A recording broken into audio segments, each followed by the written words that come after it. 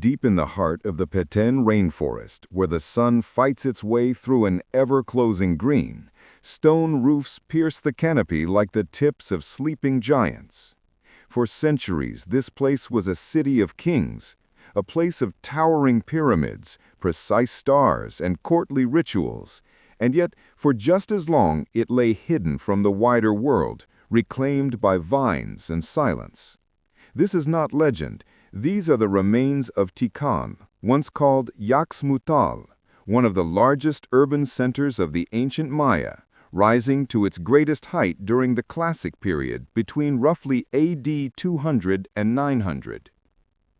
Imagine a metropolis threaded with causeways, plazas thrumming with markets and ceremonies, and temples like Temple 1, the funerary pyramid raised for Jasa Chan Kawil I around 732 AD, whose roof comb still crowns the Great Plaza. At its peak, the broader Maya lowlands were densely populated and highly organized.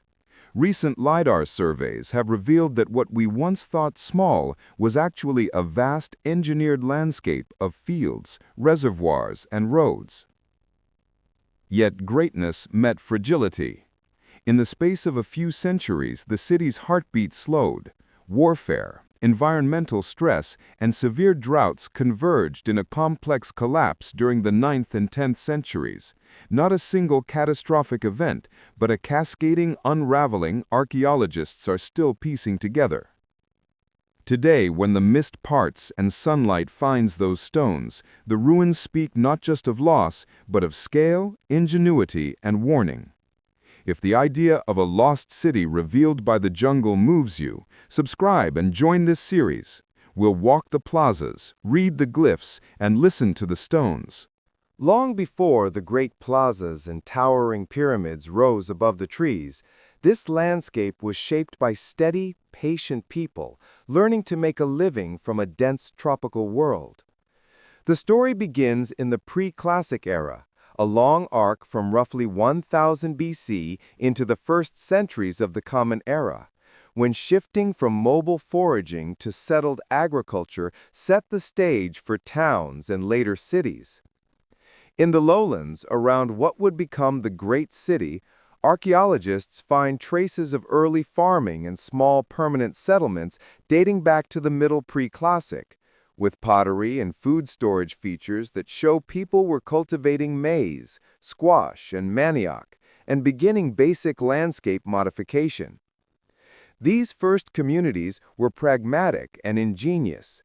They recognized the seasons, the rhythms of rainfall, and the limits of the soil. In a place where heavy rains and thin limestone soils could make farming difficult, early farmers adapted with raised fields, terraces, and simple water catchment features. Small platforms and public constructions began to appear. Earthen mounds, causeways across marshy patches, and the earliest plazas where communal life, ceremonies, markets, and exchange could happen. This slow accumulation of civic life is the seed of urbanism. People concentrating labor, pooling resources, and investing in public works that benefited more than a single household. By the late Pre-Classic, around 400 to 250 BC into the first centuries AD, the first durable monuments and stone constructions appear at major centers across the Petén and surrounding regions. At these sites, small elite lineages began to consolidate power. They built larger plazas and raised platforms, expressions of authority that could be seen, visited, and ritualized. We begin to see the cultural ingredients that define the Classic-era city: monumental architecture, complex ceremonial life, emerging writing systems, and craft specialization. These were not overnight achievements, but the product of generations who learned how to shape, direct, and monumentalize collective labor. As generations passed, population aggregated around reliable water sources and arable pockets of land, and political organization intensified. Rulers, not lineages often referred to as ajao or lord in inscriptions, started to consolidate ritual authority. They erected early temples and created the ritual landscapes that fused cosmic order and political legitimacy.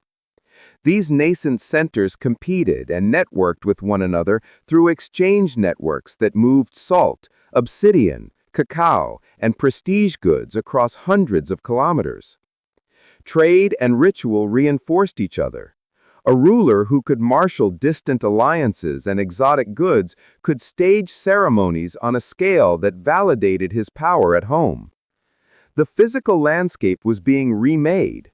Where once small hamlets dotted the forest, engineered features began to appear. Raised causeways linking core areas, engineered reservoirs to capture seasonal rains, and terraces that reduced erosion while increasing cultivable land. These modifications were both practical and political. They made larger populations possible and demonstrated the capacity of elite leadership to organize labor for long-term investments. The labor required to build and maintain reservoirs and causeways created an implicit social contract. Elites provided safety, ritual, and redistribution. Communities provided labor and allegiance.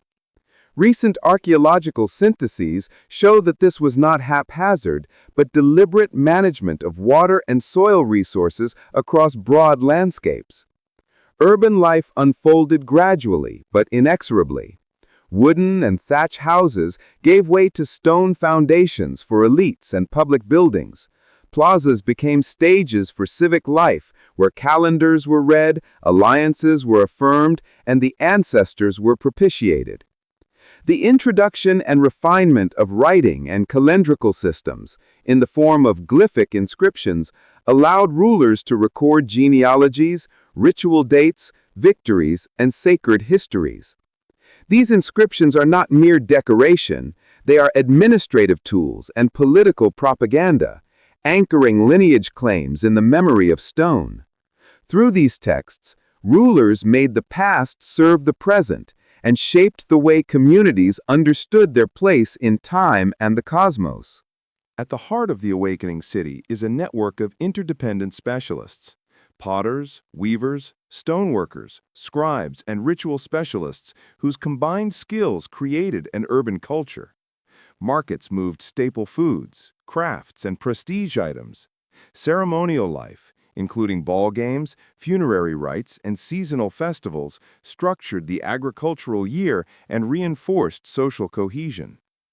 The populace learned complex agricultural strategies, crop rotation, forest garden systems, and the management of wild plants alongside cultivated species. These practices sustained dense populations in tropical settings that might otherwise seem marginal to large-scale civilization. Leadership became visually legible in public architecture. Low stone platforms grew into stepped pyramids.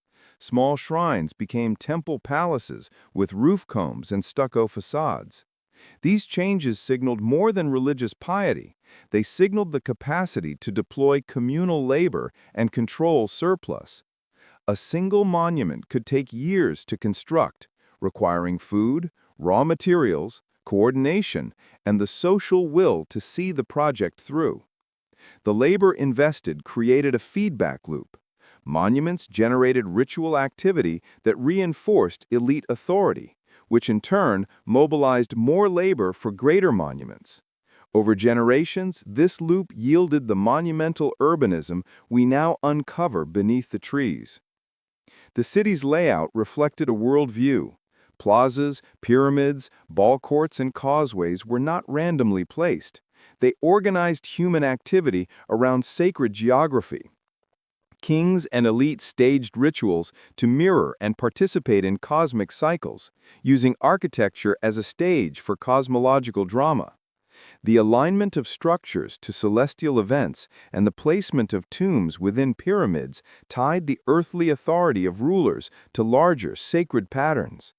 This symbolic geography made the city legible to its inhabitants. Civic order and cosmic order were woven together, creating social cohesion at the scale of thousands. Materially, the city thrived.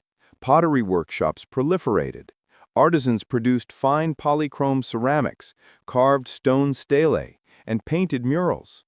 Agricultural surpluses supported craft specialization and enabled the elites to sustain retinues, religious specialists, and armies. The city's economy was diverse and intimately tied to its environment. Seasonal wetlands were harvested for fish and turtles. Forest gardens provided fruits and medicinal plants, and engineered fields and terraces increased yields in marginal soils. Together, these systems supported an urban population far larger than 19th and 20th century visitors first imagined. The scale of this urbanism only became clear with recent surveys and later with remote sensing technologies. Yet, the awakening was not simply technical, it was also social and ideological.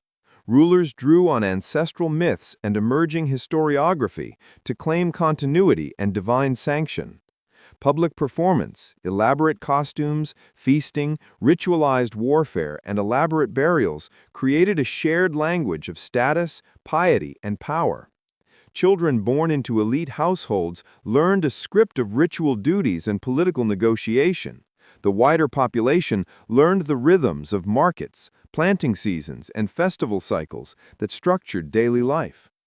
Over time, language, ritual practice, and material culture coalesced into the distinct identity we now call Maya. Importantly, archaeological evidence shows that urban growth was uneven and dynamic. Some neighborhoods grew denser, while others were repurposed. Satellite communities linked to the core provided food and labor in a managed hinterland. This was not a static hierarchy, but a living, shifting system of villages, elites, and ritual centers connected by roads and waterways. Such a structure allowed flexibility in crisis and resilience in the face of local failures, for decades and even centuries.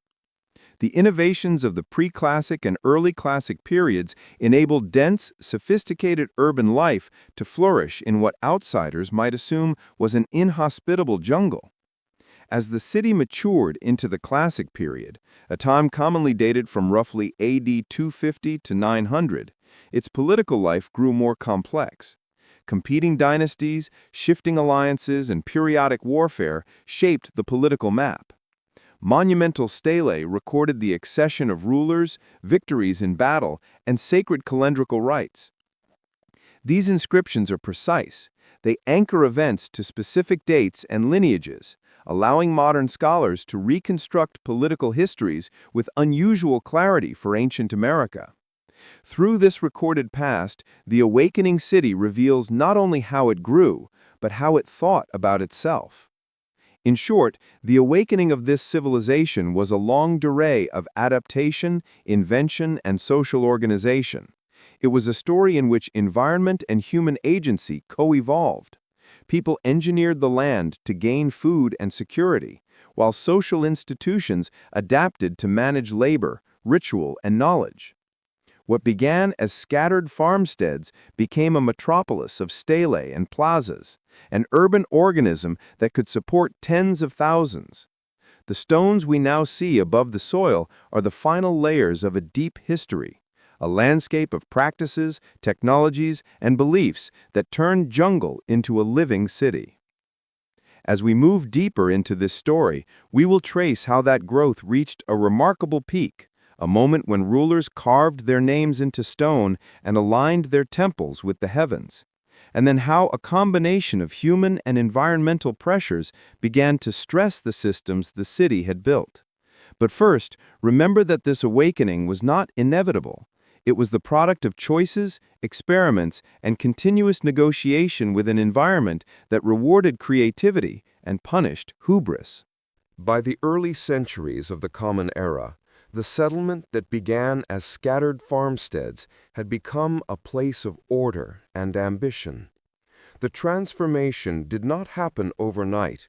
It was the accretion of generations who learned to marshal labor, ritual, and memory into stone. When we speak of the city's rise, we mean more than taller pyramids. We mean the emergence of an urban grammar that links the earthly and the divine, the political and the cosmological. This is the city as a theater of gods, and its architecture and inscriptions were the script.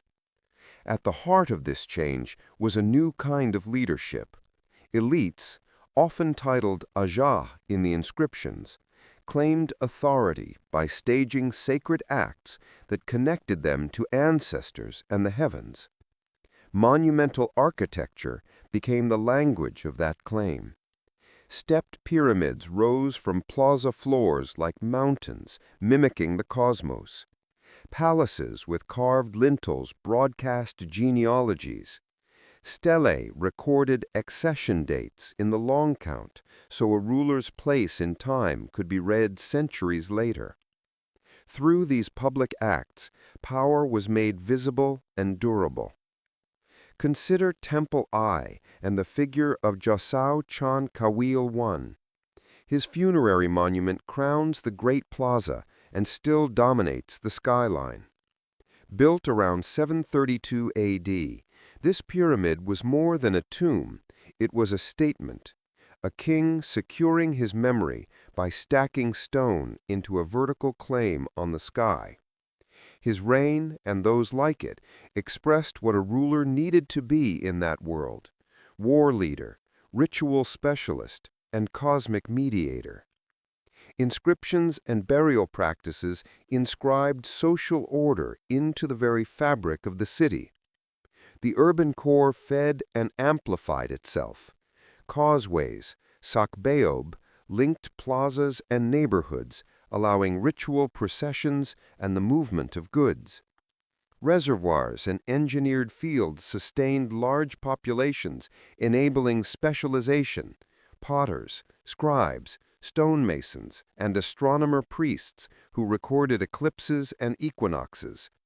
Markets circulated staple foods and prestige goods, salt, jade, cacao, and obsidian, tying the city to distant networks. The city's economy was a woven system in which craft, ritual, and agriculture reinforced each other. As architecture grew, so did the complexity of social life. Plazas became stages for political theater. Accessions were announced, alliances sealed, and rivalries staged in public spectacles. The ball court, ubiquitous across cities, was a ritual arena whose symbolic and political dimensions ranged from entertainment to the sacral reenactment of mythic conflict. Funerary rites consolidated lineage prestige. Elite burials were often placed within or below pyramid cores, sealed beneath temples that became focal points of ancestor veneration. Through ceremony, a ruler's right to command labor and tribute was renewed and displayed. The written word amplified authority. Glyphic inscriptions, sometimes painted, often carved into stelae and lintels, recorded dynastic histories with precise calendrical dates. These texts did more than record events, they were propaganda. Genealogies, ritual acts, and military victories were woven into a narrative that validated present rule by anchoring it in a sanctified past. For modern scholars, these inscriptions are invaluable. They let us trace family lines, rivalries, and episodes of conflict with a chronological clarity unusual for ancient civilizations. In the city's workshops, skill multiplied into artistry. Polychrome ceramics, carved stelae, and painted murals gave public spaces a sensory depth, color, texture, iconography. Stoneworkers carved glyphs and portraits of rulers. Painters wrapped walls in mythic scenes. Scribes logged ritual actions and dates. The city's artisans were not mere makers of pretty things. They were active participants in a civic project that made social distinctions legible and the sacred tangible. Warfare and diplomacy were twin engines of the city's rise. City-states formed shifting alliances and rivalries across the lowlands. Some, like Tikal and Calakmul, became long-term antagonists in a region-wide chess game of hegemony and influence. Military success brought captives, tribute, and prestige. Alliances secured trade routes and marriage ties. At times, foreign influences penetrated local politics. Evidence suggests that cities sometimes invoked or contested the presence of Central Mexican actors in their records, showing that the Maya world was far from isolated. The city's intellectual life also flourished. Priests and astronomers refined calendars and developed predictive systems for agricultural planning and ritual timing. The long count allowed rulers to place themselves within a grand temporal framework. Observable celestial cycles, Venus's movements, solar zeniths, and eclipse patterns informed ritual calendars and sometimes political action. Knowledge was power. A ruler who could time ceremonies with celestial events reinforced his claim to mediate between earth and sky. The material scale of urbanism surprised 19th and 20th century visitors and continues to surprise scholars. For decades, the Maya were imagined as dispersed villages punctuated by ceremonial centers.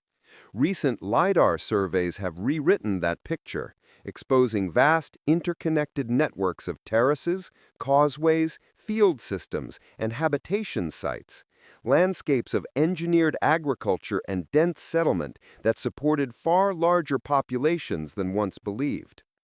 These technological advances have shown that the city was not a cluster of monuments, but a managed, inhabited landscape. Ritual, economy, and governance created a reinforcing loop. Monument building generated ritual traffic, pilgrims, priests, and traders, who in turn supplied labor and resources. That labor and the social mechanisms that mobilized it, reciprocity, obligation, ritual duty, sustained further construction and ceremonial excess. Over generations, the city's elite refined techniques for political control.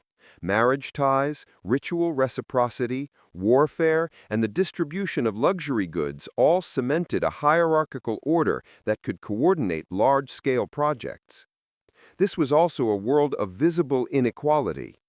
Elite compounds, stone-walled palaces, elaborately painted rooms, and richly furnished tombs stood in contrast to simpler domestic compounds in peripheral neighborhoods. Yet the urban fabric was not purely extractive. It depended on negotiated relationships. Commoners provided labor and agricultural production. In return, they gained access to ritual merit, redistribution in times of scarcity, and protection. In this sense, the city thrived because it organized obligations and benefits at scale. The rise of the City of Gods also involved regional leadership networks. Smaller centers linked to the major core through tributary ties and shared ritual practices. The administrative reach of a ruling court extended into hinterlands that produced food and raw materials. Recent population reconstructions suggest that the scale of these networks was enormous, perhaps supporting millions across the lowlands during the Classic period, making clear that these cities were central nodes in a vast human geography. Yet power was not eternal. Even at the city's apex, stress is accumulated. Competition for land, demands of monument building, the costs of war, and vulnerability to climatic variability. Still, in its prime, the city achieved feats many modern observers find astonishing. Precise calendrical recording, monumental architecture of great symbolic force, and a level of social complexity that made it a true urban organism. The sculptures, glyphs, and plazas that survive are records of ambition on a monumental scale. In the end, The Rise is a story about human ingenuity harnessing place, about people who turned seasonal rains, limestone bedrock, and dense forest into a durable cultural project. It was the product of politics and ritual, of scribal precision and stonemason skill, of irrigation and architecture, of alliances and rivalries. The City of Gods was not a single moment, but a prolonged achievement that positioned its people between the earth and the heavens. As we move forward in this series, we will trace how those achievements both sustained greatness and incubated vulnerabilities. How the very systems that built temples and recorded time also made the city susceptible to the cascading pressures that came later. In the heart of the city, power and belief were braided together so tightly they were nearly indistinguishable. Kings ruled with authority rooted in ritual. Priests read the sky and the glyphs, and the city's public architecture made sacred ideas visible. To understand how this society worked, we must follow three threads: knowledge, faith, and power, and watch how they braided into a single political rope that could lift entire stone pyramids or bind whole communities in obedience. First, knowledge. The Maya were prodigious observers of time in the heavens. Priests and court intellectuals recorded lunar cycles, solar zenith passages, Venus cycles, and eclipses, folding these observations into highly accurate calendars. The long count calendar allowed rulers to place events on a continuous timeline. Stelae often mark specific dates of accessions, wars, and dedications. This calendrical precision was practical, guiding agriculture and scheduling rituals, and political, because it let rulers claim the right moment to act, to marry cosmic rhythm with human decision. Knowledge was material. Carved glyphs, painted vessels, and sculpted stelae made history tangible. The Maya script, one of the few fully developed writing systems in the ancient Americas, recorded names, titles, genealogies, and ritual acts. These texts were not neutral records. They were instruments of legitimacy. When a ruler set his name in stone with a precise long count date, he anchored his authority in a public, durable archive. Later generations could read those stones and be reminded that power had a lineage and a sacred sanction. That connection between language and legitimacy was strengthened by ceremonial knowledge. Priests taught rituals of bloodletting, transformation, and mediation. Elite bloodletting rituals, drawing blood from tongues, ears, or genitals, often using obsidian blades or stingray spines, were common iconographic themes. They were believed to open pathways between the human and the divine, allowing rulers to communicate with ancestors and gods. In inscriptions and art, the shedding of royal blood is often presented as an act that renews cosmic order and confirms a ruler's right to govern. These acts were not spectacle alone, they were political technology. Belief gave moral texture to political authority. The city's ruling house presented itself as mediator between people and gods. Rulers performed ceremonies where myth and history merged. Ancestor veneration, offerings, and staged mythic reenactments made the court a sacred center.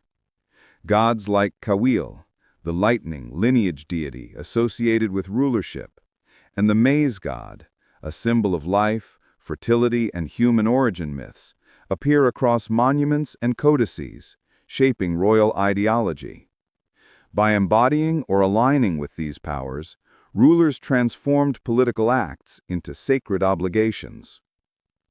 Architecture was a public theology.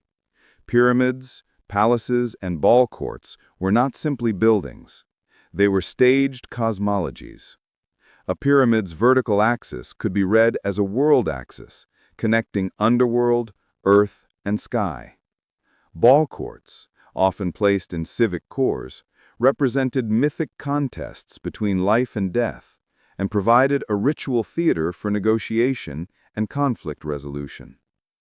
Through the placement and alignment of structures, the city's physical layout taught citizens how the cosmos and social order fit together. The specialist roles that maintained this system were numerous and institutionalized. Astronomer priests tracked planetary cycles and set ritual calendars. Scribes copied and composed inscriptions, encoding genealogies and mythic narratives. Stoneworkers and artists turned esoteric knowledge into visible form. Farmers and laborers produced the surplus that made public ritual possible. Together, these roles formed a civic ecosystem. Knowledge produced ritual authority, ritual enforced social order, and order produced the means to sustain knowledge. Power in the city was performative. Accession rites, victory stelae, and funerary monuments were staged events designed to create and repeat legitimacy. A ruler's accession was often followed by the erection of stelae that recorded the event in the long count and showcased the ruler's genealogy. Funerary pyramids, where elites were entombed beneath or within temples, tied present authority to revered ancestors, creating a living monument that linked the past and the present. These visible acts ensured that memory and power would be passed on. Yet belief was not solely top-down. Popular ritual practice, household shrines, community feasts, and local patron deities sustained a diffuse religious life that bound neighborhoods to the civic rhythm. Markets, festivals, and ball games were communal stages where social bonds were renewed. The city's religion could be both communal and elite-directed. Local practices fed the larger ritual calendar, as elite rituals reaffirmed hierarchy. It was a dialogic system, not mere imposition. The Maya also used mythic narrative as political script. The Popol Vuh, though recorded in post-contact times among the Kitsch Maya, preserves older mythic themes: twin heroes, underworld journeys, maze origins, that map onto classic period iconography and ritual. Elite courts could draw on these shared stories to frame political contests as cosmic dramas. Victories in war might be represented as triumphs of order over chaos. Sacrifices could be cast as necessary purifications, royal births as the renewal of cosmic cycles. When mythology and statecraft intersected, a ruler's acts gained mythic resonance. Control of sacred knowledge also had a diplomatic edge. Alliances and marriages were often sanctified with ritual exchange. Tribute, exotic goods, and sacred paraphernalia circulated among courts, carrying both material value and symbolic power. A marriage alliance could be recorded in stone, its date anchoring the bond in the long count. Gifts of rare commodities, jade, cacao, or ceremonial vessels functioned as portable sanctities, cementing ties and broadcasting status. Ritual exchange made politics tangible across distances. The interplay of knowledge and power sometimes produced violent outcomes. Warfare in the classic period could be ritualized and political. Victors displayed captives, commissioned monuments celebrating triumph, and sometimes incorporated defeated elites into new political arrangements. Battles were not only about territory, but about prestige and access to ritual capital. The display of captured leaders or the dedication of monuments after victory converted military success into renewed ritual authority. Yet the city's reliance on ritual expertise introduced vulnerability. Large-scale projects and complex ceremonies required specialists and surplus. Both could be strained by environmental stress, social unrest, or external pressure. When droughts or crop failures occurred, the efficacy of ritual specialists could be questioned. If rains failed despite elaborate ceremonies, the social contract sustaining elite power could fray. Knowledge was potent when it delivered predictable results. It became problematic when outcomes disrupted expectations. That fragility is visible in the archaeological record. Shifts in monument building, changes in burial practice, and gaps in inscriptions reflect moments when the ritual political order adjusted, contracted, or fragmented. These archaeological signals are not merely indicators of decline. They are the traces of a society negotiating new realities, sometimes by intensifying ritual, sometimes by redistributing power, and sometimes by local communities asserting autonomy. The record is complex, and modern scholars work carefully to avoid monocausal explanations. Importantly, the Maya did not treat knowledge as neutral data. Knowledge was embedded in moral and existential meaning. Calendars structured sacred obligation. Myths explained origins and justified social roles. Rituals translated social questions into cosmic language. The elite's mastery of these systems made them indispensable, at least while those systems seemed to work, and made the city legible as an ordered cosmos rather than a chaotic forest. Consider a single scene to bring this alive. At dawn, a ruler ascends a stepped pyramid flanked by priests. A carved glyph announces the long count date of his accession. A pool of light strikes his headdress as the priests recite calendrical invocations. An astronomer has timed the ritual to Venus's heliacal rising. A bloodletting rite punctuates the ceremony. Below, commoners watch. Traders move goods along the causeway, and artisans perform in the plaza. In that moment, cosmic timing, personal sacrifice, and public spectacle converge to make political authority visible and sanctified. The result is a society where learning, faith, and governance are mutually reinforcing. Knowledge legitimizes ritual. Ritual sustains power. Power creates the conditions for knowledge transmission. This triad produced spectacular monuments and durable institutions, and it produced a cultural resilience that allowed city life to flourish for centuries. Yet it also produced a brittle edge. When environmental shocks or social ruptures undermined ritual efficacy, the structure that once bound the city could tremble. As we leave this part of the story, keep this in mind. The city's greatness was not merely technical or military, it was intellectual and spiritual. The rulers and priests were engineers of meaning who translated seasons into festivals, celestial cycles into political calendars, and private rites into public authority. In the next section, we will follow the first shadows that crept across this ordered world. Strained resources, rival polities, and signs that the chain binding knowledge, faith, and power was under strain. Until then, listen for the small sounds of ritual. A shell trumpet, the hiss of an obsidian blade, the murmur of recited glyphs, remnants of a civilization that made belief itself into an instrument of statecraft. The city's grandeur was not a guarantee against trouble.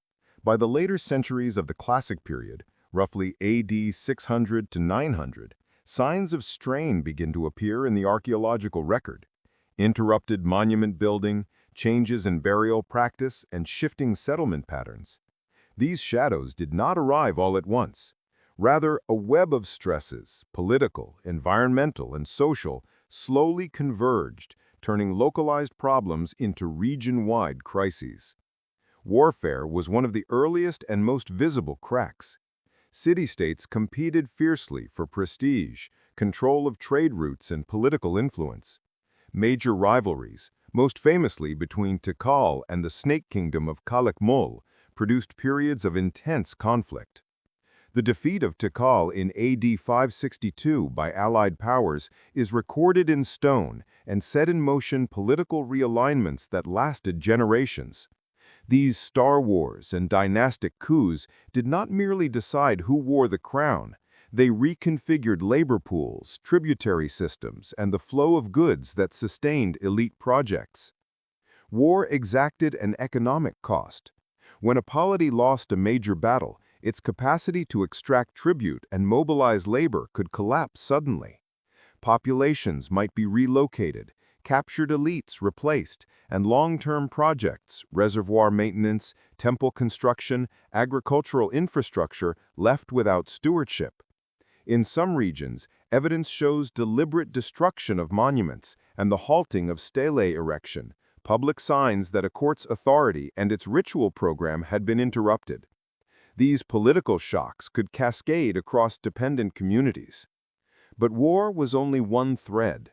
Archaeology and paleo-environmental science increasingly point to powerful climatic stress during the terminal classic centuries. Multiple lines of evidence, lake sediments, marine cores, and cave stalagmites show a pattern of prolonged and repeated droughts between roughly AD 760 and 930, with particularly severe episodes around AD 760, 810, 860, and 910. These were not single-year shortages, but multi-year deficits that undermined agricultural yields and reservoir supplies. For a society that engineered water capture and storage, repeated long dry spells were a direct threat to food security. Recent cave records provide increasingly fine-grained detail. Some stalagmite analyses reveal multiple wet season droughts lasting several years, events capable of overwhelming even well-managed reservoirs. A 2025 stalagmite study found sequences of extended droughts during the Terminal Classic that coincide with sudden changes in monument construction and settlement abandonment at many sites. In short, the climate stress was both severe and temporally aligned with archaeological signs of social upheaval. Environmental degradation amplified the problem. Centuries of expansion, more terraces, more fields, more fire clearing for agriculture left the landscape vulnerable to erosion and reduced soil fertility. Deforestation for fuel, construction timber, and farmland increased runoff and lowered the soil's capacity to retain water. Where once a mosaic of forest garden, managed wetland, and fields supported dense populations, decades of intensive land use reduced resilience. When drought hit, degraded soils yielded less, reservoirs silted more quickly, and the buffer that had supported dense urban populations diminished. The city's labor-intensive infrastructure, the causeways, terraces, reservoirs, and monumental temples, depended on a steady supply of food and people. When harvests failed, elites faced hard choices: redirect scarce resources to feed urban cores, cut back monumental programs, or attempt to extract more tribute from the hinterland. In some places, the response was to intensify ritual, more offerings, more public ceremonies to reassert cosmic favor. In others, elites lost their ability to guarantee redistribution, and local communities adjusted by shifting agricultural strategies or reducing participation in elite projects. These localized adaptations were uneven and often insufficient to stop widening instability. Social pressures also rose from within. Population densities in some parts of the lowlands were very high by classic standards. New LiDAR surveys and recent fieldwork reveal that areas once thought sparsely populated were in fact densely settled. Complex lattices of terraces, house platforms, and secondary centers extended the urban footprint far beyond the ceremonial cores. That density meant more mouths to feed, and more people whose livelihoods depended on coordinated labor and stable markets. As resources tightened, social tensions, competition for land, disputes over water, labor fatigue could escalate into local conflict and migration. The archaeological record shows how these stresses translated into changing human behavior. At many sites, the sharply dated halting of stele erection, the very public broadcast of royal power, serves as an index of political discontinuity. Building projects slowed or stopped. Palaces fell into disuse. Elite burial patterns changed. In some cases, smaller peripheral settlements persisted or even grew as people dispersed to hinterlands and sought subsistence outside elite-controlled centers. These demographic reorganizations altered the social contract that had underpinned centralized authority. Religion and ideology, which once stabilized social order, could also become sources of strain. When rulers tied their legitimacy to the success of rituals that promised rain and fertility, repeated failure could undermine their sacred authority. If priestly experts could not produce rain despite elaborate ceremonies, the moral glue that justified redistribution and labor mobilization could weaken. Inscriptions sometimes show rulers doubling down, more monuments, more ritual, while in other cases, courts stop recording events altogether, suggesting political fragmentation or loss of elite status. The emotional and symbolic consequences were as real as the material ones. Complicating matters further, trade networks and political alliances that knitted the lowlands together were themselves fragile. Long-distance exchange in obsidian, jade, cacao, and other goods created interdependencies. If a polity lost access to trade routes through warfare, the collapse of an ally, or shifting economic centers, the material and symbolic flows that sustained its court could dry up. Some cities adapted by shifting economic focus, others did not, and their decline accelerated. The fragmentation of regional diplomatic networks meant fewer safety valves when local crises struck. It's critical to emphasize that no single cause explains the fall. Modern scholarship rejects monocausal explanations. No sole massive drought or single war seals the fate of the Maya. Instead, the consensus points to a multi-causal scenario: environmental stress, drought, erosion, political instability, wars, elite overreach, demographic pressure, high settlement density, and economic shifts, trade and tribute disruptions, combined in varying proportions across different regions. Some cities endured longer, some collapsed earlier. The pattern is variegated because local conditions mattered. Consider the differing fates of cities in the Terminal Classic. While many southern lowland centers experienced decline, others adapted. Cities with greater access to coastal trade or more diversified political economies, Chichen Itza, for example, showed different trajectories than purely inland capitals. Likewise, some sites show continuity in rural populations even as central courts decline, indicating resilience at the household or community scale. The broad picture is one of regional reorganization rather than a simple synchronous collapse. New technologies have also refined our view of these shadows. LiDAR has revealed the true scale of ancient urbanism, extensive terraces, causeways, and waterworks, making it clear that the stakes were higher than previously imagined. When a society built such dense infrastructure over centuries, the costs of maintaining those systems were equally high. LiDAR's revelation of interlocking agricultural and settlement systems underscores how environmental degradation and demographic pressure could spiral into systemic failure.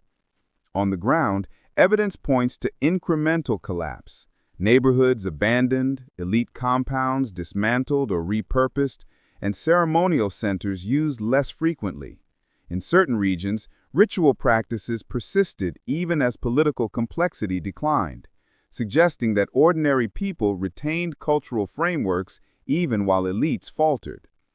Archaeologists interpret these patterns as socially negotiated transitions.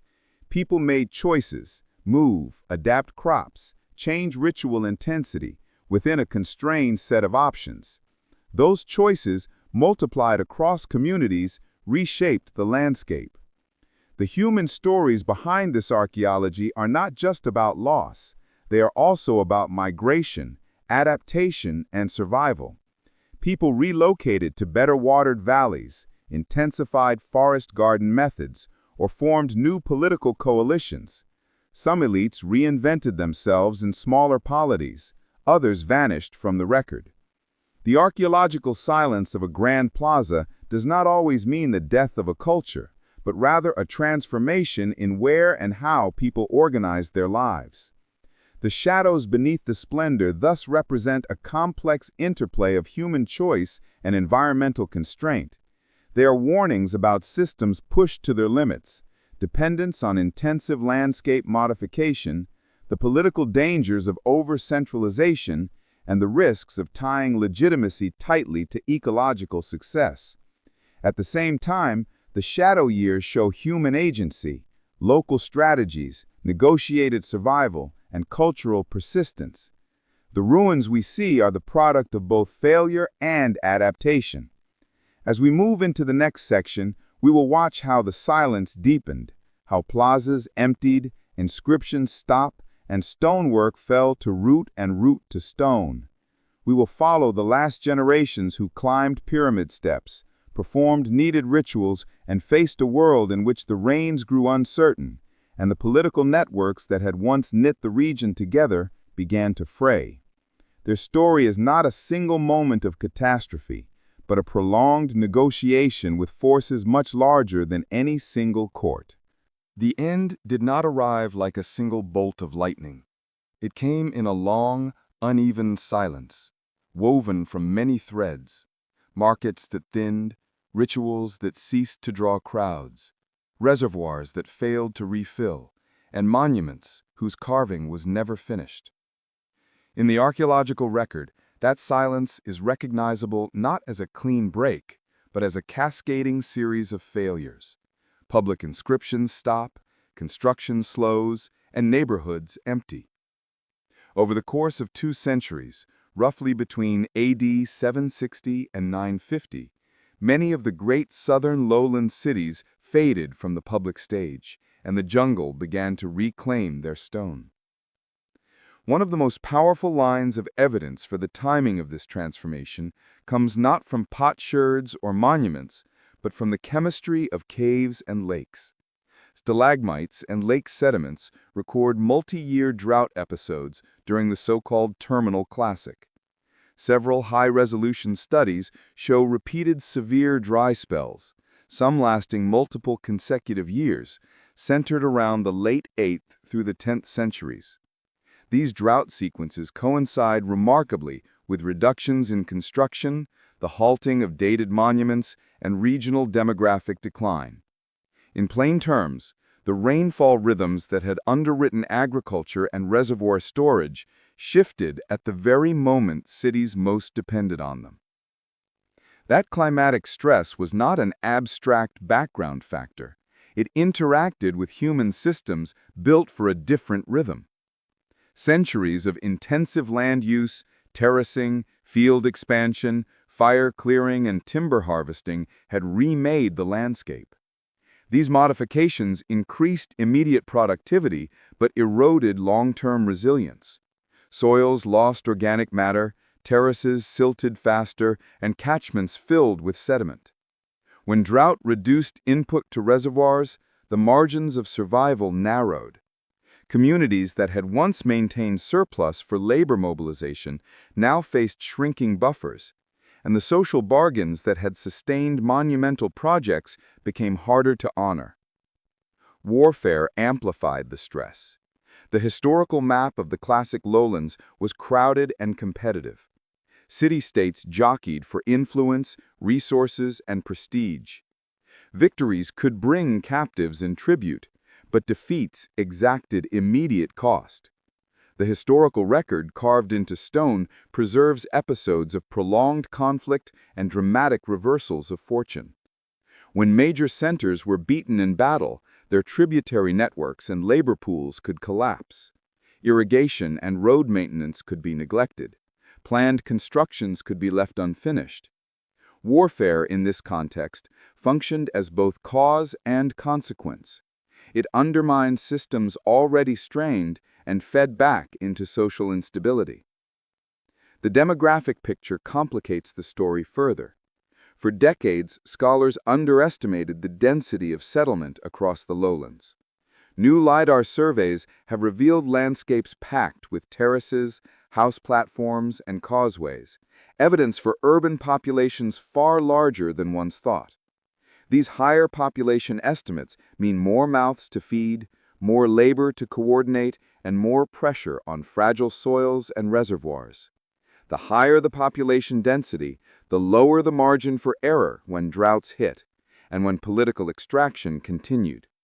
In several regions, demographic pressure multiplied vulnerability rather than mitigating it. As the stressors compounded, different places responded differently. In some cities, the elite attempted to assert control more visibly.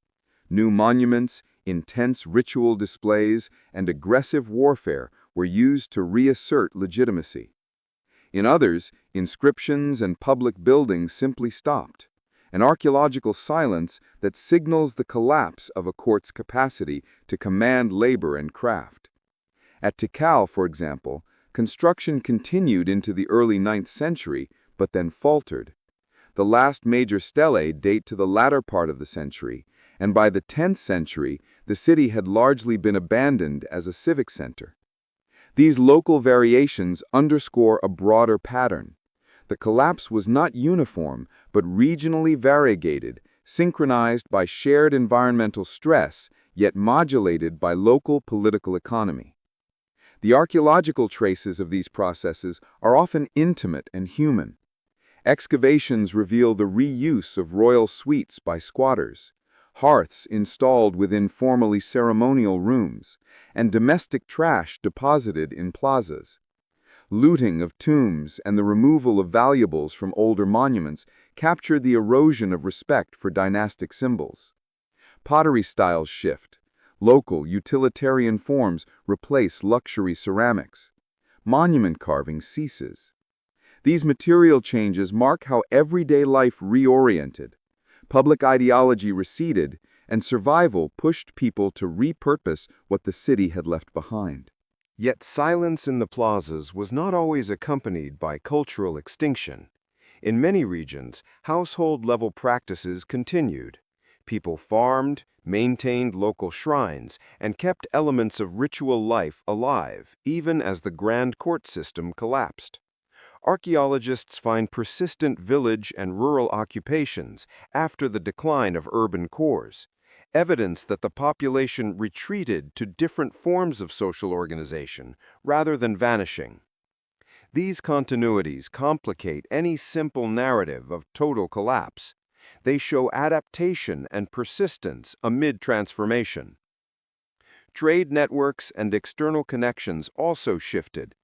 Some cities lost access to long-distance exchange routes, reducing elite ability to import prestige goods and to redistribute resources in times of scarcity.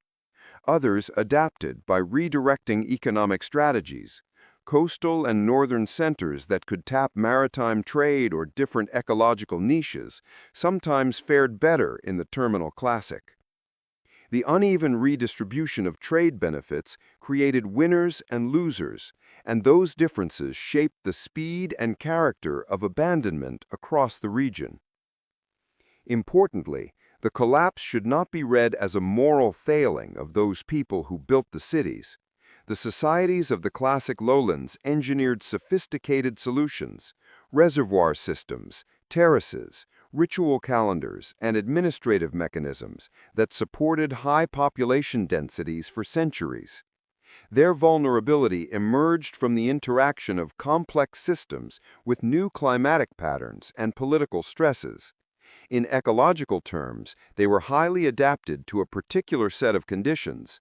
When those conditions shifted, the very specializations that had enabled success became liabilities.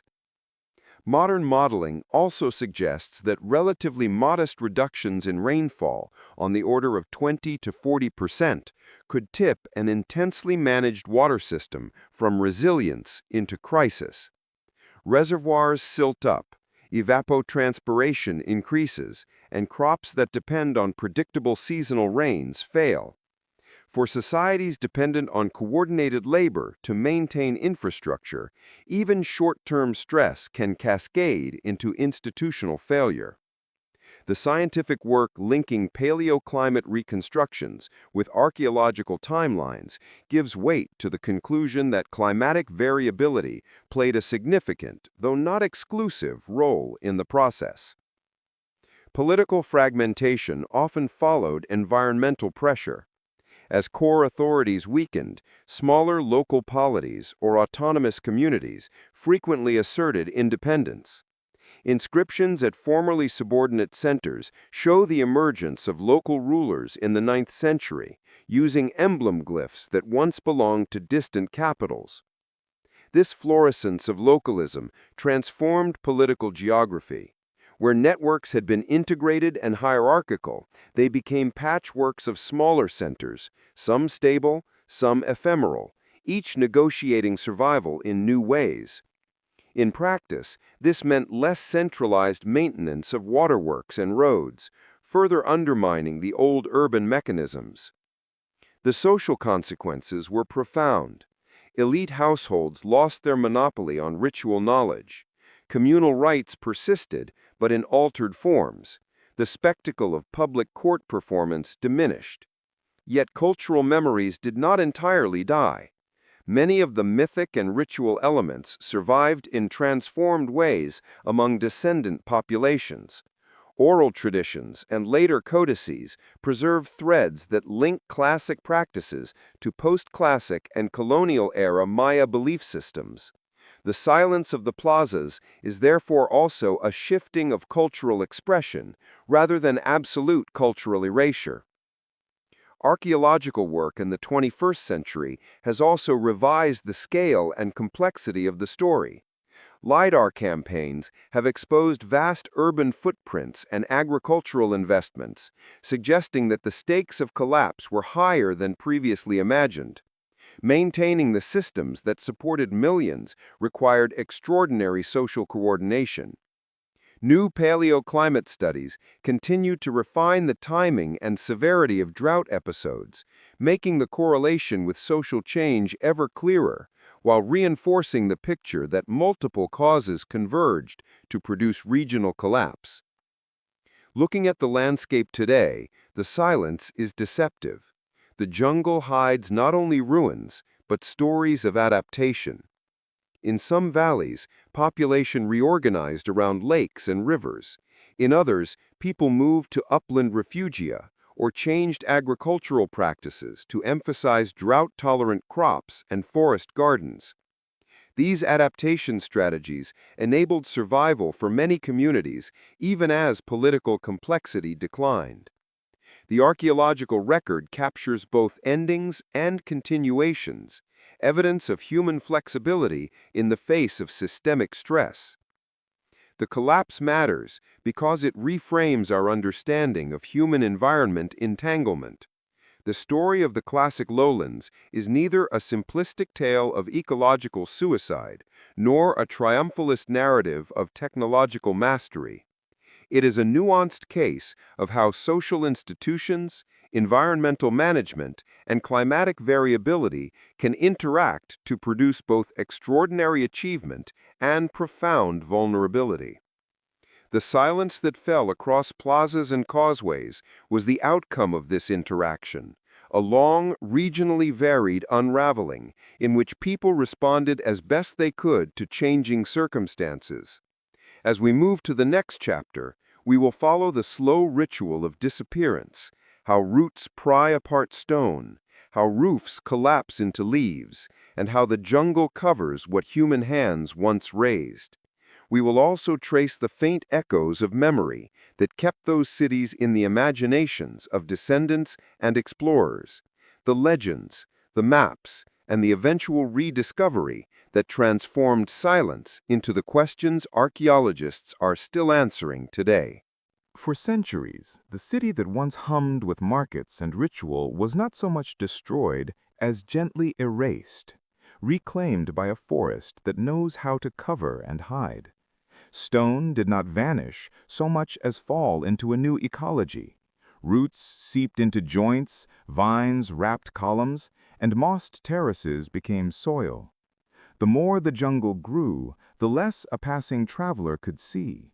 From the forest floor, a roof column might look like a random hill until you climbed and found its carved face.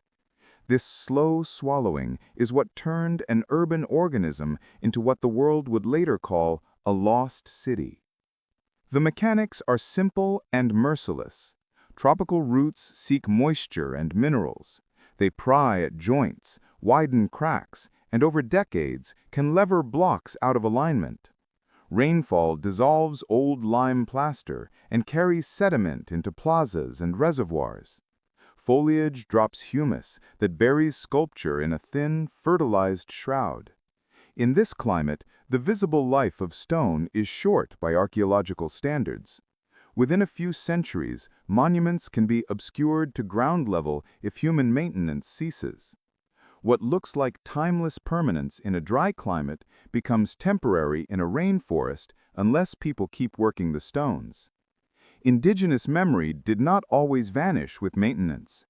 Local Maya communities, farmers, hunters, and forest specialists kept fragments of knowledge, place names, stories of old stones, and routes through the forest. In the Petén and neighboring regions, early 19th century officials were guided to ancient plazas by local leaders who still knew where monuments lay under the trees. The rediscovery celebrated in Western accounts often depended on this living knowledge. For Tikal, the first official report in 1848 came because the corregidor, Modesto Méndez, was guided into the ruins by local officials and accompanied by the artist Eusebio Lara, who sketched what they found. But Western eyes first gave the jungle a new name: Lost. Writers and illustrators, most famously John Lloyd Stevens and Frederick Catherwood in the 1840s, made the Maya visible to a global public, even if their journeys focused on Yucatan sites rather than the Petén core. Their books and engravings created a hunger for ruins and mystery in Europe and North America. When explorers and photographers such as A.P. Maudsley worked later in the 19th century, they documented monuments still largely shrouded by green, evidence of both human craft and natural reclamation. Those early images show how thoroughly temples could be hidden except for their highest crowns. The 19th century's finding of plazas and pyramids was followed by a slow process of excavation, documentation, and, at times, extraction. Early archaeologists and photographers cleared growth from monumental faces, copied glyphs, and shipped casts and artifacts to museums. That era's work left complicated legacies. Important records and maps were made, but looting and removal of artifacts punctured local heritage and stirred controversies later addressed by national authorities and professional ethics. These interventions transformed once silent ruins into objects of study and into contested patrimony. By the mid-20th century, the conversation shifted from discovery to conservation. Tikal was declared a national monument in 1931 and a national park in 1955. Large-scale restoration and clearing projects followed under international partnerships, notably the University of Pennsylvania's Project Tikal in the 1950s and 1960s. These programs were about more than making temples accessible for visitors. They were attempts to stabilize structures, record inscriptions, and understand the urban fabric that the jungle had partly buried. In 1979, the park and its forest were recognized as a UNESCO World Heritage Site, a formal recognition that the ruins and their living environment belonged to the world's shared heritage. Yet conservation always runs against the clock of ecology. Clearing a plaza exposes it to sun and rain in ways that accelerate weathering if protective measures aren't in place. Stabilizing a pyramid requires continuous maintenance, otherwise jungle succession resumes. Conservation efforts therefore demanded new expertise. Botanists, structural engineers, and sustainable tourism planners working alongside archaeologists to develop practices that keep stone readable and forests healthy. Preserving ruins in a rainforest is not freezing them in time. It is learning a seasonal choreography between human intervention and natural cycles. The 20th and early 21st centuries brought a technological revolution that changed what lost meant. LiDAR, light detection and ranging, flies above the canopy and renders the buried topography below. Pioneering LiDAR surveys in the Maya lowlands, the Pakunam Linidar Initiative and others, exposed extensive terraces, causeways, reservoirs, and house platforms long hidden by forest. What once seemed like isolated monumental centers are now revealed as cores in vast, densely inhabited landscapes. The lost city trope had to be revised. The jungle had hidden urbanism, but it had not erased human imprint. Those LiDAR images were shocking in their implications. Where early visitors saw islands of stone amid unbroken forest, researchers now saw networks, engineered fields, interconnected roads and waterworks supporting populations far larger than previous estimates. The urban organism beneath the canopy required coordinated management. Reservoirs in low basins, terraces on slopes, and sock-bay causeways that stitched plazas into regional circuits. The jungle had not erased an absence so much as obscured a living, modified landscape. That realization reframed archaeology from monument cataloging to landscape archaeology. The city lost to the green abyss was in fact a complex human territory. Rediscoveries of scale also transformed our understanding of collapse. Where once archaeologists puzzled over a few empty plazas, the LiDAR reconstructions showed the extent of human work that had to be maintained. Millions of terraces and kilometers of causeways. The very magnitude of infrastructure made the later decline more comprehensible. If you must sustain networks at continental scale, small shocks accumulate into systemic risks. Paleoclimate work, stalagmite and lake core records, has since documented drought sequences during the Terminal Classic, clarifying how environmental variations intersected with social stress. In short, the lost city had been a managed landscape whose maintenance collapsed under complex pressure, and the jungle quietly did what it always does: reclaim. Loss and recovery were not only matters of trees and stone. Human communities changed too. In some regions, descendant Maya peoples remained in the forests and valleys, preserving linguistic and ritual threads even after urban cores fell silent. Their stories, memory sites, and place names helped guide later investigators. At the same time, colonial and post-colonial pressures, land disputes, extractive economies, and political upheavals affected how ruins were treated and who had access. Conservation thus became entangled with issues of sovereignty, tourism, and local livelihoods. The modern era also witnessed darker interactions. Looting and the illicit antiquities trade stripped many sites of portable heritage. Looters followed trails into remote plazas, leaving pits and disturbed tombs. International awareness and strengthened national laws mitigated some trafficking, and museum repatriation campaigns in recent decades began to return objects to their countries of origin. These developments shifted the narrative from heroic excavation toward ethical responsibility. Ruins are not simply aesthetic curiosities to be collected. They are parts of living histories that belong to communities and nations. The Green Abyss also houses scientific archives. Caves beneath karst ridges shield calcite growth layers that encode seasonal rainfall over millennia. Lake sediments capture cycles of erosion and vegetation. Archaeologists and paleoclimatologists have learned to read those archives together, comparing stalagmite oxygen isotopes and lake gypsum layers with the timing of construction and abandonment recorded on stelae. That cross-disciplinary work made the jungle a partner in the story. Its caves and lakes hold the climate data that explain part of why maintenance stopped and why plazas fell quiet. As scientific methods advanced, so did public engagement. The narrative shifted from romance and mystery toward nuanced explanation. How humans engineered fragile systems, how social contracts loosen in crisis, and how trees and vines do the slow work of erasure.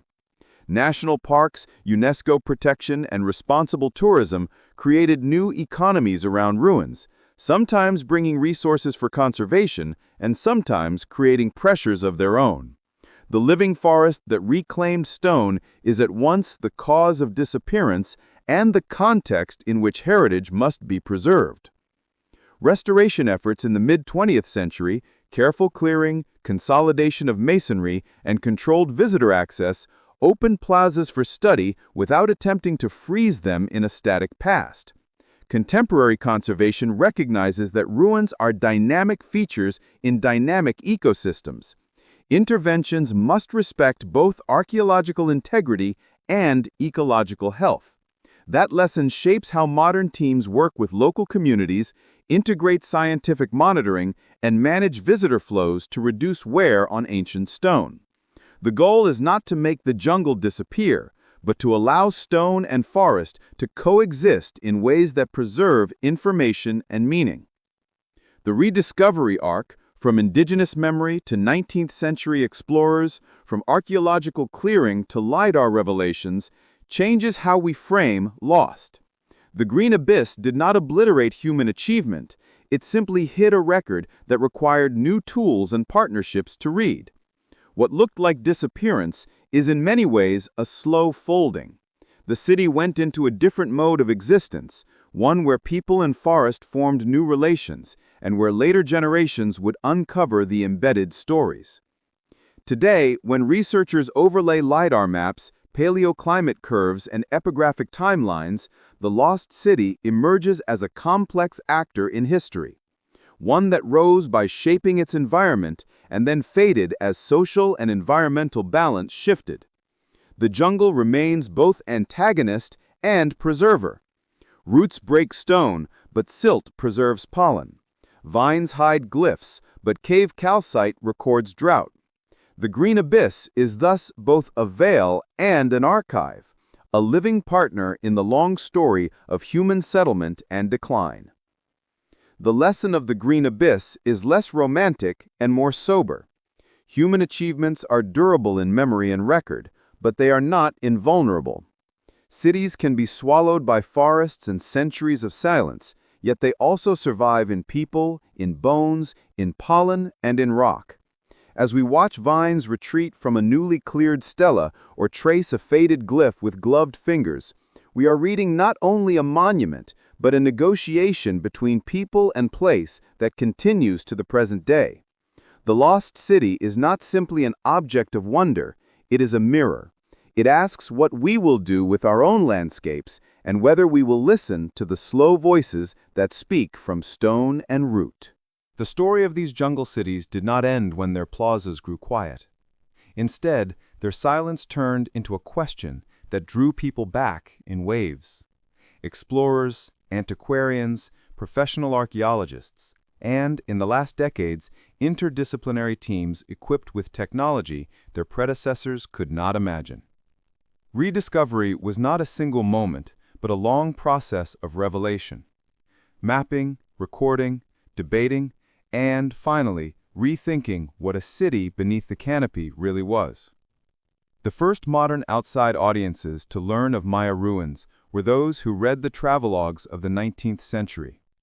John Lloyd Stevens and Frederick Catherwood brought detailed descriptions and engraved illustrations to Western readers in the 1840s, turning remote stone into vivid, purchasable spectacle.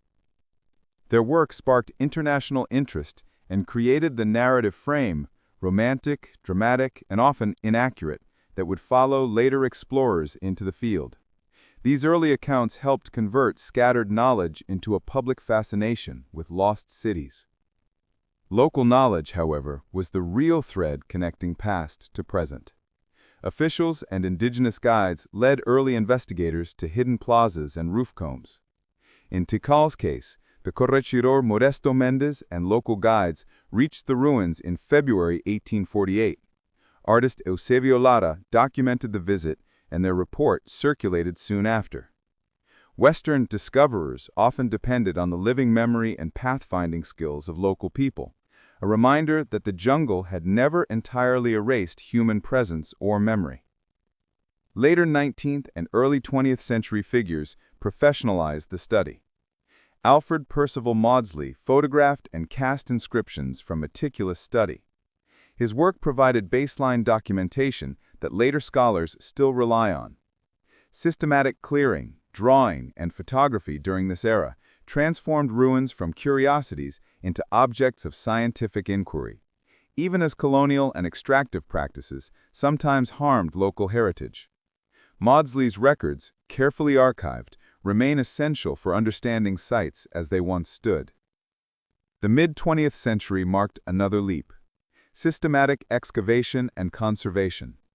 Projects such as the University of Pennsylvania's Tikal project, 1956 to 1970, undertook large-scale excavation, mapping, and monument stabilization that opened plazas and restored major structures for study and public visitation. Those efforts recovered burials, clarified construction sequences, and produced comprehensive site maps. At the same time, they raised new ethical questions about ownership, tourism, and the balance between clearing jungle and conserving context. Through those decades, scholars refined methods in stratigraphic excavation, ceramic chronology, epigraphy, and comparative regional analysis. Epigraphers began to decipher glyphic texts, turning carved stelae from static ornaments into narratives that recorded kings, wars, alliances, and ritual life with calendrical precision.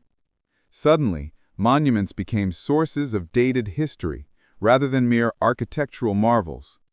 This interpretive shift allowed archaeologists to anchor political events in time and to trace dynastic sequences across centuries. The rediscovery story took a dramatic turn with the arrival of airborne LiDAR in archaeological practice.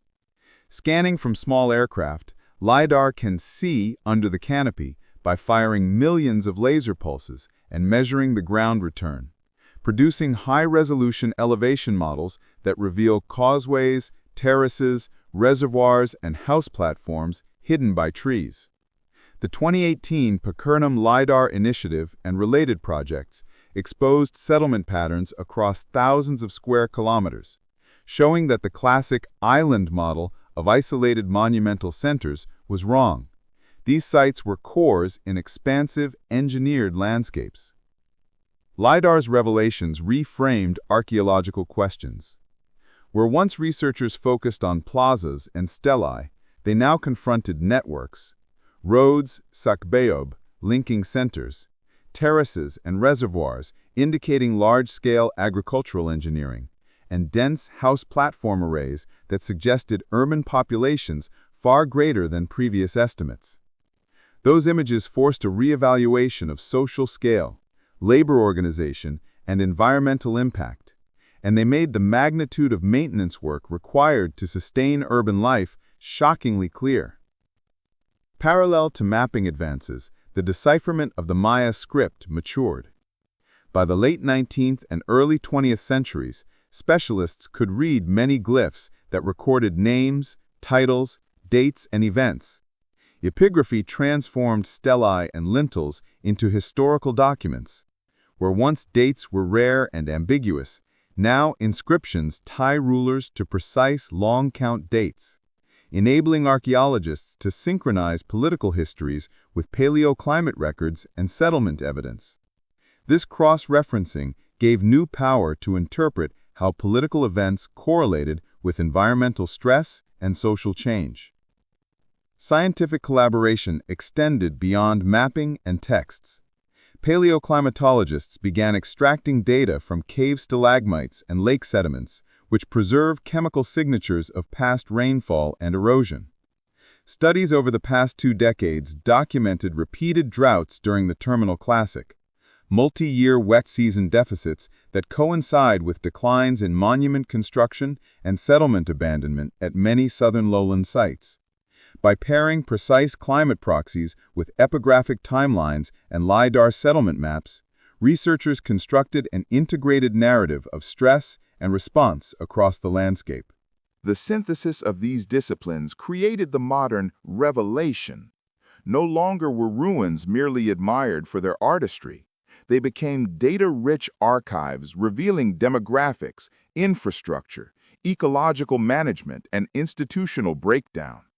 Studies showed interconnected reservoirs and terraces that supported high-density settlement, clarified the timing of political disruptions recorded on stelae, and connected those disruptions with drought episodes visible in cave calcite and lake cores. This multi-proxy approach turns scattered evidence into a robust, testable story of rise and stress. Rediscovery also transformed public engagement. National parks, museums, and UNESCO designation. Tikal was inscribed in 1979, helped protect major sites and created platforms for education and tourism. While tourism brings revenue and attention that can support conservation, it also raises management challenges, visitor pressure, infrastructure demands, and local economic inequalities. Modern heritage management balances scientific study, conservation, community rights, and sustainable tourism, a complex choreography not envisioned by early explorers. The revelation was not free of controversy. Early excavations and artifact removal by colonial-era expeditions sparked debates about ownership and repatriation that persist today. Looting and the illicit antiquities market stripped many peripheral sites of portable heritage, creating gaps in the archaeological record. In recent decades, stronger legal frameworks and museum repatriation efforts have begun to address these harms. But the ethical legacies of earlier eras are still being negotiated between nations, local communities, and international institutions. Importantly, rediscovery altered scholarly models. Before LiDAR, the image of the Maya was shaped by monumental architecture and inscriptions. After LiDAR, it expanded to include everyday landscapes and infrastructural technologies. Questions shifted from who were the rulers to how many people lived here, how were roads and reservoirs managed, how did agricultural systems interact with population density. LiDAR and environmental proxies provided new answers and, crucially, exposed the scale of human impact on fragile tropical soils. The practical outcomes of revelation are visible in conservation practice. Modern teams combine archaeological clearing with ecological monitoring, stabilize masonry while preserving forest health, and develop visitor plans that reduce erosion and site wear. Collaborative projects increasingly include local communities in stewardship and interpretation, acknowledging that living peoples are heirs to these landscapes. This co-management model advances both scientific knowledge and local rights, an essential part of ethical rediscovery. Rediscovery and revelation also changed how we tell the story. No longer is collapse framed as a single moralizing drama. Instead, it is narrated as a complex interaction among climate, demography, political competition, and human ingenuity. New studies refine timelines and nuance. Some centers decline earlier, others persist or transform, and some regions show resilience rooted in different economic strategies or access to alternative resources. The modern picture is variegated and evidence-driven rather than mythic. The human dimension of rediscovery is also profound. Descendant Maya communities often retain linguistic, ritual, and agricultural practices that link them to ancient traditions. Their participation in research, site management, and interpretation grounds scientific narratives in living culture and raises critical questions about how archaeological knowledge should be used and shared. Engagement with descendant groups shifts rediscovery from extraction to dialogue. Finally, revelation through technology has not ended the mystery, it has deepened it.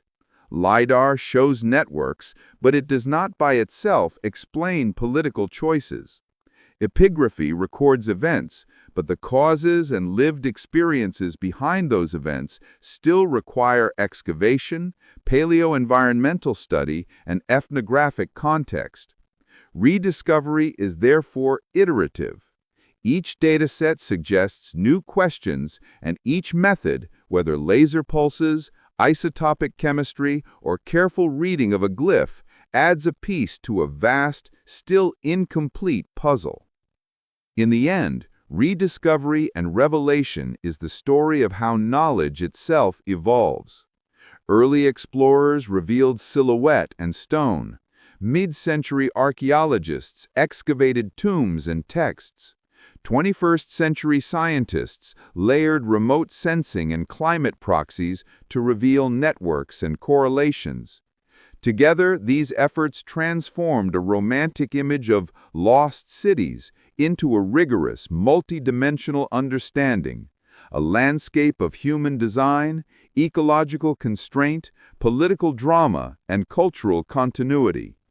That revelation does more than satisfy curiosity.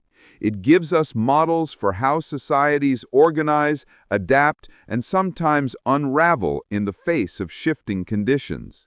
The stones fell quiet, but voices did not. When we speak of the past echoing into the present, we mean more than carved glyphs and broken pottery. We mean living languages, ritual frameworks, agricultural knowledge, and communities whose identities carry threads from the ancient city into modern life.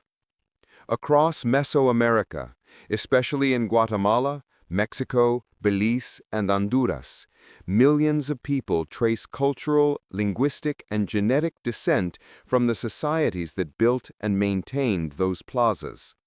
Those descendants did not vanish when courts collapsed. They adapted, moved, and carried elements of memory that anchor the ancient city to the present. Language is one of the clearest echoes. The Maya language family today contains dozens of living languages: Quiché, Yucatec, Kikchi, Mopan, and many others that preserve grammatical structures, oral histories, and ritual vocabulary with deep continuity. These languages are not mere curiosities. They are living frameworks through which communities name sacred places, recall ancestral lineage, and transmit ritual knowledge across generations.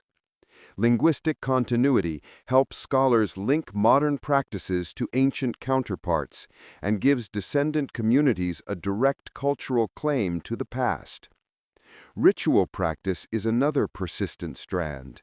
While the specifics of elite court ceremonialism, the palace accession rites, or the construction-scale public spectacles largely ended with the collapse, household and community rituals endured and evolved. Offerings at shrines, agricultural ceremonies tied to planting and harvest, and local patron deity observances continued in rural places even as civic centers fell silent. Ethnographers and historians find motifs, cosmological imagery, mythic references, and ceremonial objects that resonate with classic period iconography and later colonial texts such as the Popol Vuh. These continuities reveal a cultural memory that survived institutional breakdown. Material culture echoes as well. Pottery forms, weaving patterns, stoneworking traditions, and agricultural techniques preserve technical knowledge passed down for centuries. Forest garden practices, integrating wild species, fruit trees, and annual crops, reflect long-standing strategies for resilient subsistence in tropical landscapes. Such practices show that continuity is not only symbolic but also practical. Descendants continue to use land management systems developed over generations to thrive in the same ecological settings. Genetics and bioarchaeology add another dimension. Recent ancient DNA and osteological studies deepen our understanding of population continuity and mobility. While scholarly debates continue about migrations and genetic admixture across time, genetic evidence increasingly supports substantial regional continuity between classic period populations and contemporary indigenous groups. These biological links reinforce cultural and historical claims and remind us that the echo is also embodied, held in bones and in living people. The inscriptions themselves remain resonant echoes. Epigraphy turned stelae and lintels into time-stamped narratives of rulers, wars, and rituals. For descendant communities and scholars alike, these texts provide a language of place, names of cities, emblem glyphs, and ancestral claims carved in stone. Where communities can connect oral traditions or place names to the epigraphic record, those stones become more than monuments. They are public archives of identity and history. But echoes are not simple repetitions. Cultural memory is dynamic. Fragments are reinterpreted, recombined, and sometimes suppressed by later social forces. Colonialism, missionary activity, forced relocations, and state building altered how descendants remembered and practiced their heritage.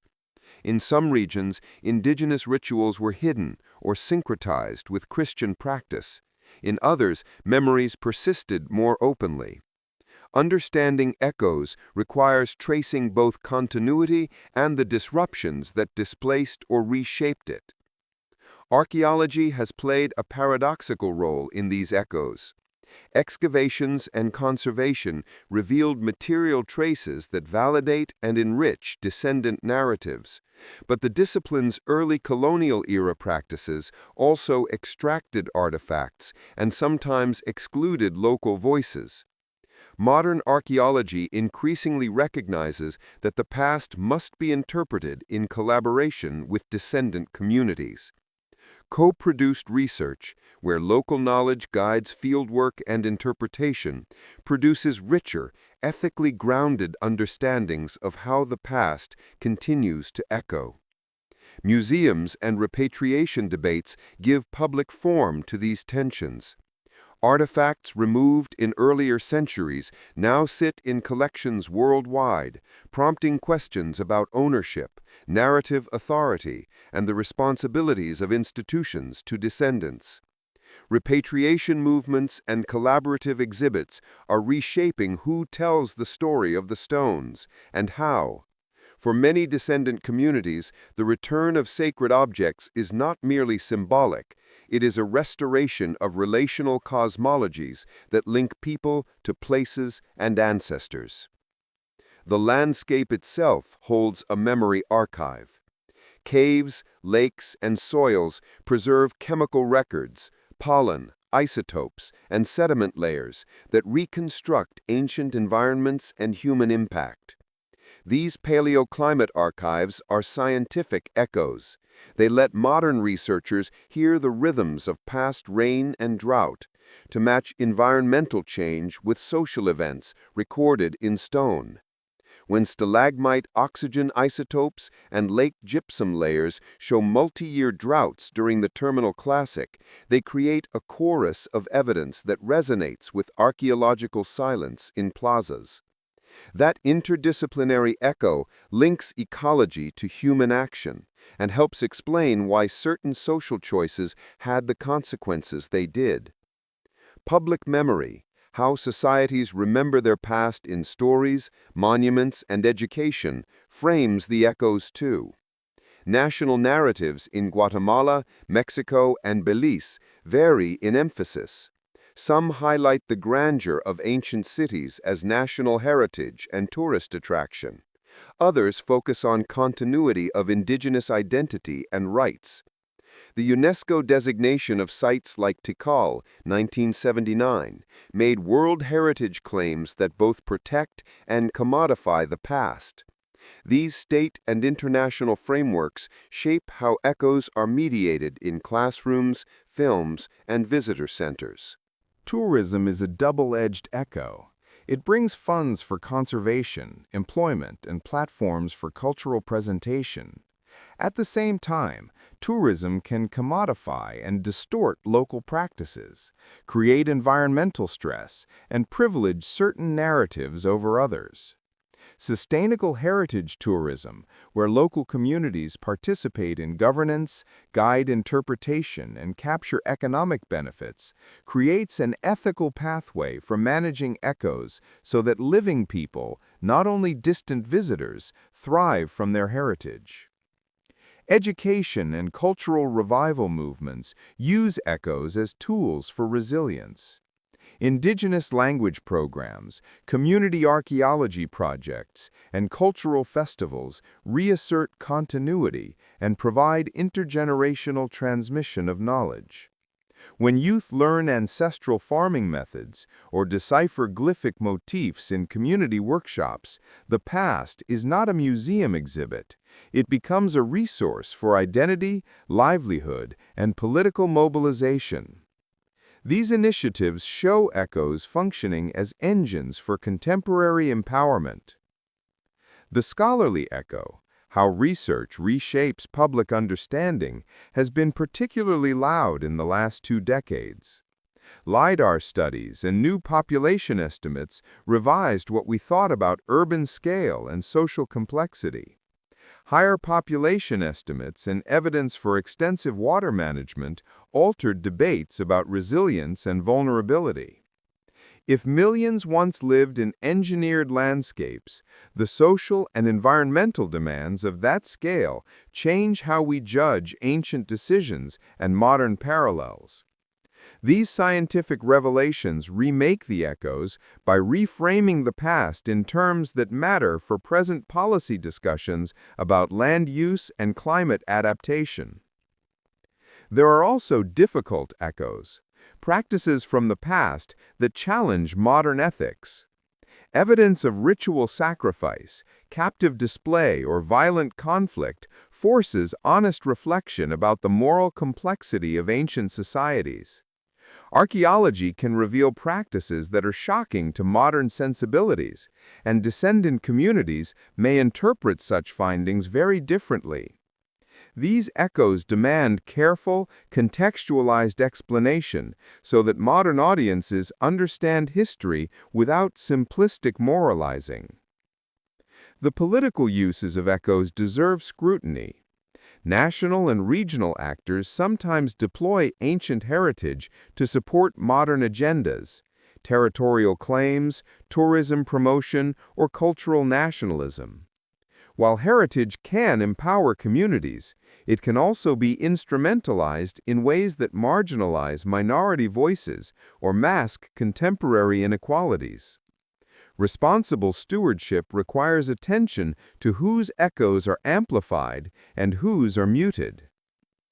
Yet perhaps the most hopeful echo is practical knowledge.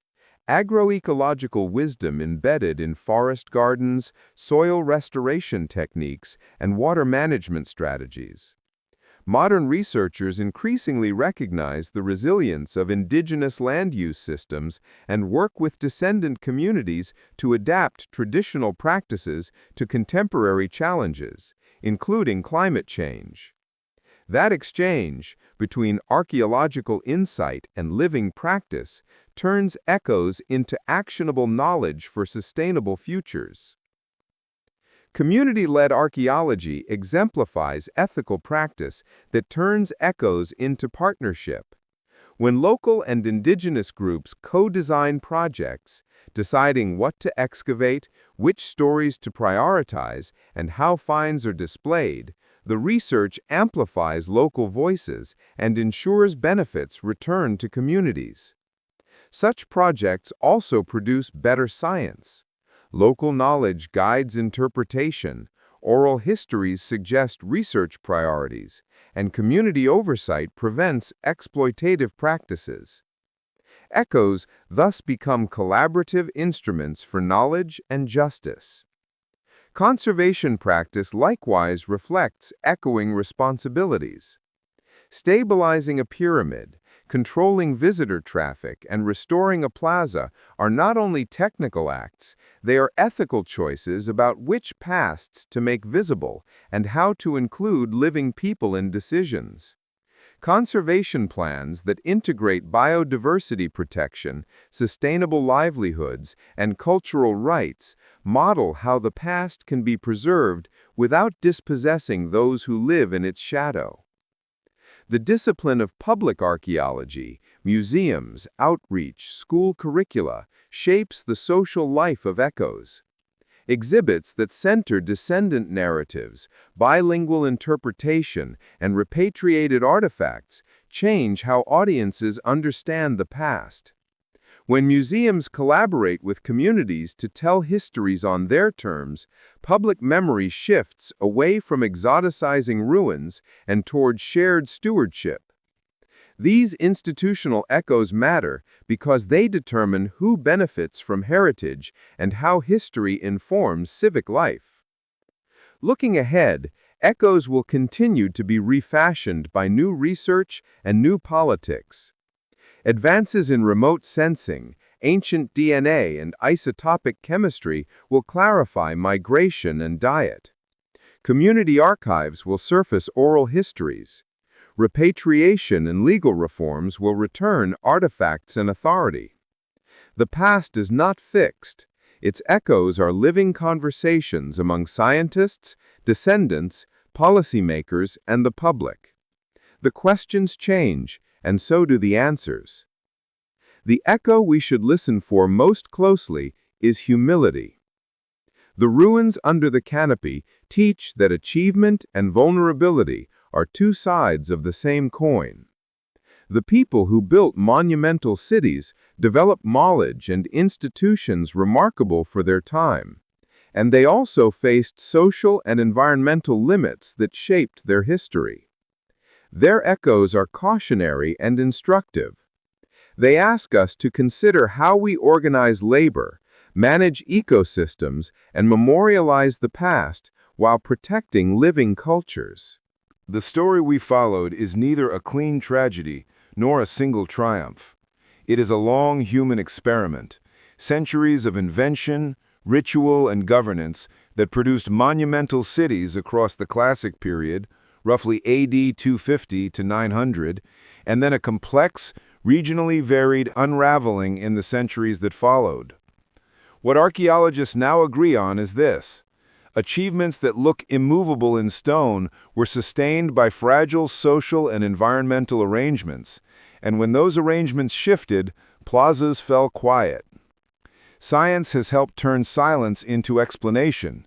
Paleoclimate records, stalagmite oxygen isotopes, lake cores, and marine proxies reveal sequences of prolonged dry periods during the Terminal Classic, centered on episodes around AD 760, 810, 860, and 910 that severely stressed water supplies and agriculture. Those climatic shocks did not act alone. They interacted with dense settlement, landscape modification, warfare, and political fragmentation to produce cascading failures across different regions and times. The narrative is complex because the causes were multiple and locally specific. Technological revelations have deepened what we know and humbled us. Airborne LiDAR surveys over the last decade revealed tens of thousands of previously hidden structures, terraces, causeways, reservoirs, and house platforms that show the classic lowlands were far more densely inhabited and engineered than early explorers imagined. This new picture reframes the scale of maintenance required, and therefore the scale of risk when climate or political order faltered. Importantly, the end of public monument building and the abandonment of plazas did not mean the end of cultural life. Descendant Maya languages, ritual forms, agroecological practices, and genetic continuity testify to enduring human threads that link past and present. The stones are archives, so too are people, plants, and soils. Modern communities, scholars, and conservationists are now partners in reading those archives and in protecting what remains. The ruins, once lost beneath the green, now stand as both memorial and mirror. They memorialize human creativity, calendars that measured the heavens, architects who raised towers to the sky, and artists who painted ceremonial worlds. They mirror enduring questions about how societies organize labor, distribute resources, and balance growth with ecological limits. Those questions are not only ancient, they echo today as our own societies confront environmental change at unprecedented scales. In the final light, the jungle breathes over stone, and life goes on.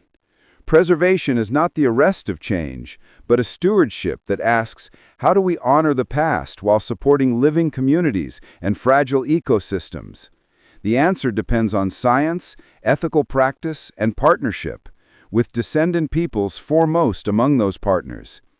The city that disappeared beneath the jungle did not vanish entirely.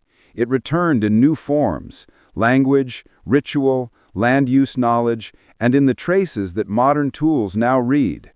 These returns are neither simple nor certain, but they are profound. If there is a last lesson from these stones, it is this: greatness and vulnerability travel together. The grandeur of plazas and pyramids was possible because people pooled knowledge, labor, and faith. Their vulnerability arose when those bonds frayed under new pressures. Listening to the stones, the roots, and the people who still live in these landscapes, we find not only the record of what was lost, but also a guide for how to think about stewardship, resilience, and respect for the environments we inherit and for the communities who carry ancient echoes into the future.